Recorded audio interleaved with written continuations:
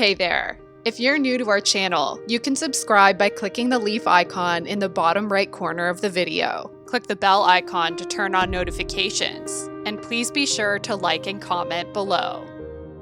With billions and billions of these plastic bags, they were just accumulating and they don't go away. McDonald's announcing today that it will start testing alternatives to plastic straws at some locations in the U.S. later this year. Americans use an average of 1.6 straws per person per day. Every year, about 8 million tons of plastic are dumped into the oceans. By 2025, the oceans will contain 1 ton of plastic for every 3 tons of fish. By 2050, there will be more plastic in the seas than fish, says the Ellen MacArthur Foundation. Much of this is coming from single-use plastics such as bags, straws, and bottles. Paper or plastic? A simple choice that has important environmental consequences. Major companies are taking steps to reduce their plastic waste. Furniture giant IKEA has announced it is removing single-use plastic from its cafes. A whole family of new disposables with the ambition to phase out single-use plastic. In the UK, leading supermarket chain Tesco is banning the use of unnecessary plastic packaging. Even leading porn website Pornhub has joined the fight against plastic pollution with a new campaign, raising awareness about the issue. Countries are also taking a stand. Panama has become the first Central American country to ban plastic bags, and Canada has pledged to ditch all harmful single-use plastics by 2021. 87% of Canada's plastic waste ends up in landfills, with only 9% being recycled. Canadian Prime Minister Justin Trudeau said in his statement, "Parents, we're at a point where we take our kids to the beach and we have to search out a patch of sand that isn't littered with straws, styrofoam, or bottles. How do you explain dead whales washing up on beaches around the world, their stomachs jam-packed with plastic bags?" Clean beaches are one thing, but if we really want to save the oceans and the animals who live in them, reducing fish consumption is critical. Every year, up to 3 trillion fish are killed for human consumption. Most of these fish are wild. Only about 40 to 120 billion fish are farmed annually. Seafood is a staple around the world, from Japan to Peru, Senegal to Canada. One of the UK's national dishes is fish and chips, traditionally consumed on a Friday night. In the US, a tuna fish sandwich is a lunchtime staple. Consumers can find salmon, sardines, halibut, cod, and many other species of fish on menus and in supermarket aisles around the world. This insatiable appetite for seafood comes at a cost. Nearly half of all the plastic pollution in the ocean is made up of discarded fishing gear, not plastic straws, bags, bottles, or microbeads. A survey for the Ocean Cleanup Campaign collected data from aerial photos of the Great Pacific Garbage Patch. The area, twice the size of Texas, is a virtual floating island of plastic debris. It's more like a smog of microplastic particles, billions of them, very toxic over a wide area. The research team found that 46% of the plastic in the patch by weight came from one source: fishing nets. Other fishing industry gear came in a close second. Yet companies like Disney, McDonald's, and Starbucks, which have all announced plans to remove or replace plastic straws because of their threat to the oceans, still serve fish and seafood products. Leftover fishing nets do not lie dormant on the ocean floor after they have fulfilled their purpose. They float ominously in the path of unsuspecting creatures, including whales, dolphins, turtles, and porpoises. Unintended animals often end up as bycatch, caught in fishing hauls accidentally. But when you're fishing in the ocean, it's impossible to catch only those animals you want. Sometimes you bring up other critters like jellyfish or sea stars, or species of fish that are unwanted or can't be sold.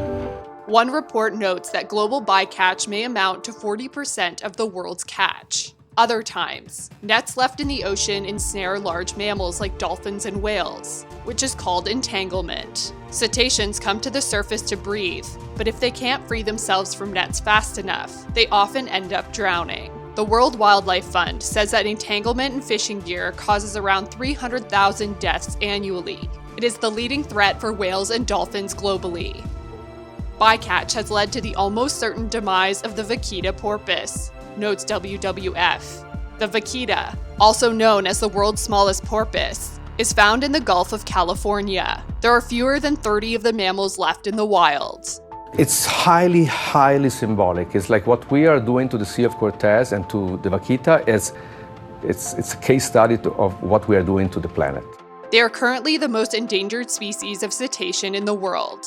According to WWF, more species will follow in the path of the Vaquita if governments and fishers can't get bycatch under control. The organization believes the problem has escalated due to inaction from governments. It says, in many countries, there is a lack of political will to address the problem, or it is not a political priority. There has never been a presidential administration more willfully, more purposefully negligent when it comes to the stewardship of our natural resources than the Trump administration.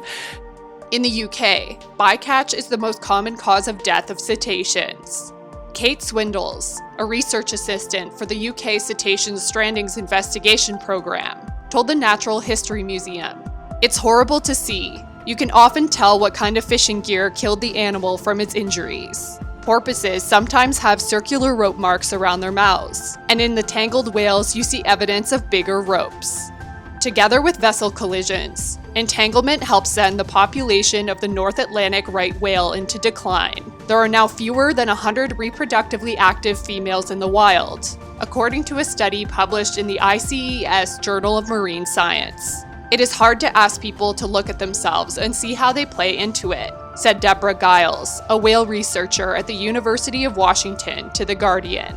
"People fall in love with these whales, but aren't necessarily yet willing to make a change in their own life to help them. We're going to have to continue to ask ourselves what more we can do." And what can you do? It can be difficult to make lifestyle changes, but starting with making small swaps is an easy way to make a difference. For your next lunch, you can consider swapping your tuna sandwich with one made from chickpea tuna, or purchase vegan fish from the supermarket. It's usually merchandised alongside canned tuna or in the freezer section. Good Catch Foods is a chef-driven vegan seafood brand that specializes in fish-free flaky tuna. We use a proprietary 6-legume blend with real spices and seaweeds, with algal oil rich in omega-3 DHA.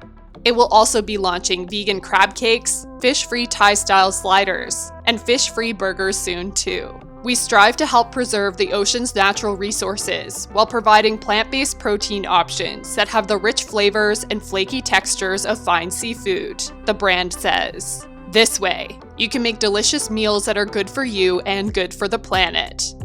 Vegan brand Loma Linda also creates healthy, sustainable plant-based tuna. Just like traditional tuna, Loma Linda's Tuno comes in a familiar, easy-open can. Frozen vegan meat brand Gardein also offers 2 vegan fish products, mini crabless cakes and golden fishless fillets, which are packed with omega-3s and contain 0 cholesterol. Where are you steering the ship tonight? Fish tacos? Fish pizza? Linda McCartney, Vivera, Tofuna Fish, and Corn also offer vegan fish products. The latter offers breaded and battered fillets in a bid to supply a plant-based alternative to cod, one of the most popular and consumed types of fish in the UK, next to tuna and salmon. If you can't shake that craving for Friday night takeaway fish and chips, a handful of fish and chip shops in the UK now offer plant-based versions of the traditional dish.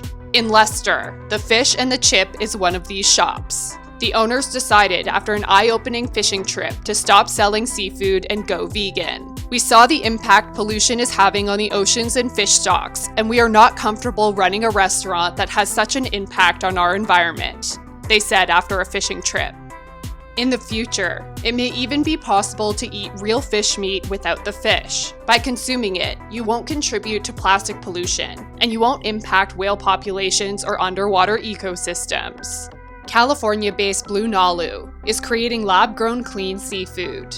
It hopes to offer a vast array of seafood products, including crab, Chilean sea bass, orange roughy, and lobster. Like other clean meat companies, Blue Nalu extracts cells from fish and then grows the meat in a bioreactor. Muscle has an innate ability to regenerate. For example, if we were going to make a tuna, we actually collect muscle cells from the tuna and then propagate them in an in vitro environment. It's not just healthier for the ocean and for the whales, but it's also healthier for humans, maintains the company. Mercury and microplastics are some of the most serious toxins found in fish. More and more consumers are going green and pursuing environmentally friendly and ecologically responsible decisions that help to protect the environment and sustain its natural resources for current and future generations, the company notes on its website. Blue Nalu is introducing the concept of eating blue, in which consumers can consider the oceans and make more sustainable decisions with their seafood choices. We will produce real seafood products directly from fish cells that are as delicious and nutritious as products that have been grown conventionally, in a way that is healthy for people, humane for animals, and sustainable for our planet. So, next time you refuse a straw, but purchase a tin of tuna, or order a smoked salmon breakfast, think about the impact that the fishing industry has on the oceans. Could you opt for a plant-based alternative instead? The whales, dolphins, porpoises, and indeed the fish will thank you for it. Aside from eating vegan seafood, you could also support organizations working to save the oceans, like Sea Shepherd. The international nonprofit is on a mission to save marine wildlife and underwater ecosystems. Using direct action tactics, it works to expose and confront illegal fishing and whaling activities on the high seas. Over the years, the organization has celebrated many victories, including helping to arrest and seize Damon's Ohio, the largest fish factory ship on the planet. The ship was capable of killing 547,000 tons of fish every year. It is also out to stop whaling. The organization has launched a chapter in Iceland, where whalers hunt mink and endangered fin whales. What do you think? Are you cutting back on your fish intake? Do you have a favorite vegan fish product? Let us know in the comments below. As always, remember to subscribe and hit the notification bell. New videos every Tuesday and Friday.